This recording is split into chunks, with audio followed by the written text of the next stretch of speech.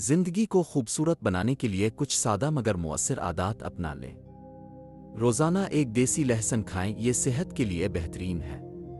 ناشتے میں ابلے ہوئے انڈے اور ایک سیب ضرور شامل کریں۔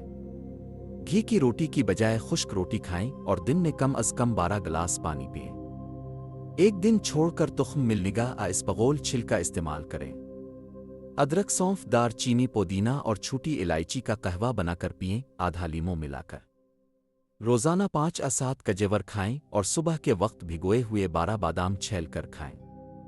بوتل اور ڈبے والے جوسز سے پرہیز کریں، گھر میں تازہ جوس بنائیں۔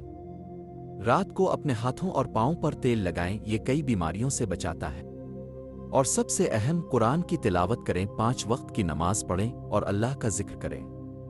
یہ سب عادات آپ کی زندگی کو خوشگوار بنائیں گی۔